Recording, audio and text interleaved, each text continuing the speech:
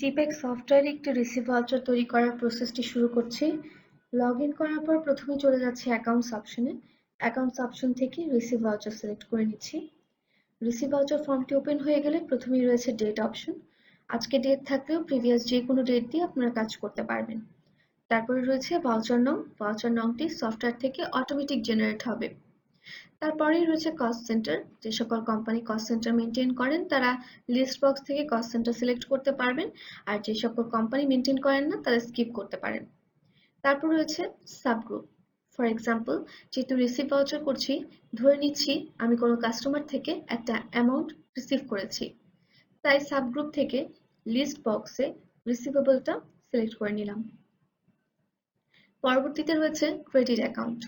Credit অ্যাকাউন্টে যে customer থেকে আমি অ্যামাউন্টটা রিসিভ করেছি সে কাস্টমারের নাম কিংবা কোম্পানি নেম সিলেক্ট করতে হবে। এক্সাম্পলের জন্য আমি করিম এন্টারপ্রাইজ সিলেক্ট করে নিলাম এবং যে পরিমাণ অ্যামাউন্ট আমি রিসিভ করেছি সেই অ্যামাউন্টে রিসিভড অ্যামাউন্টে লিখে নিচ্ছি। পরবর্তীতে রয়েছে ডেবিট অ্যাকাউন্ট।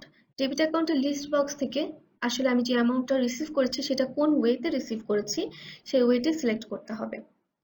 সেটা কি ক্যাশ কিংবা ব্যাংক, যে কোনোটাই হতে পারে। আমি প্রথমেই ক্যাশে সিলেক্ট করে নিলাম।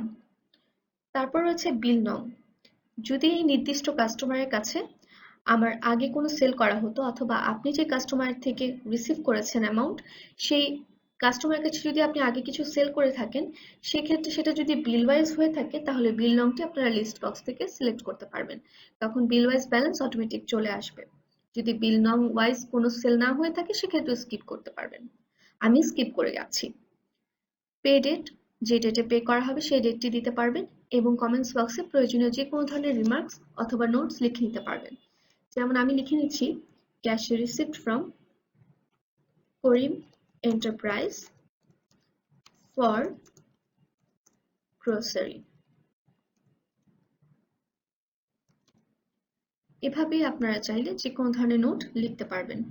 অ্যাড করে নিচ্ছি। Voucher added successfully. একটু নিচে আসলে আমরা সেভ বাটনটি পেয়ে যাচ্ছি। সেভ করে নিচ্ছি। আমাদের ভাউচার সেভ হয়ে গেল। এখন আমরা রিপোর্ট দেখতে পাবো। ইনভয়েসে ক্লিক করলে আমাদের ইনভয়েসটি ওপেন হয়ে গেল। দেখুন আমাদের রিসিভ ভাউচার কিন্তু একদম রেডি।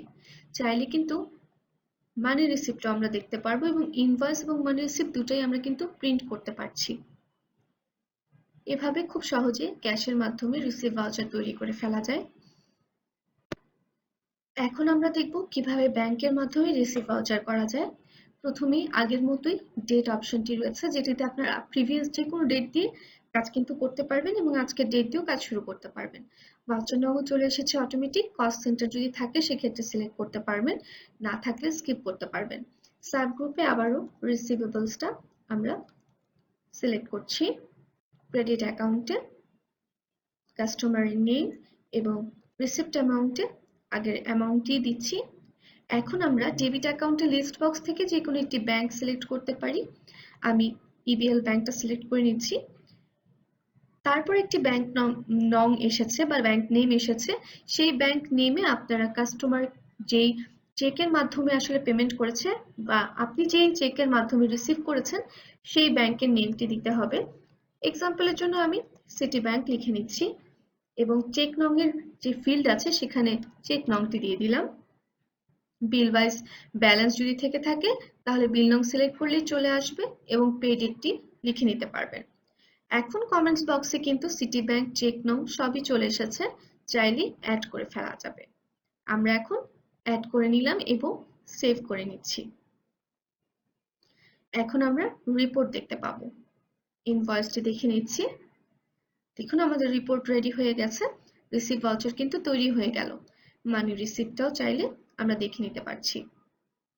এভাবে খুব সহজেই আমরা মানি রিসিপ্ট কিংবা ইনভয়েস সবকিছুই দেখে নিতে পারবো রিপোর্ট থেকে এবং খুব সহজেই রিসিভ ভাউচারও তৈরি হয়ে গেল।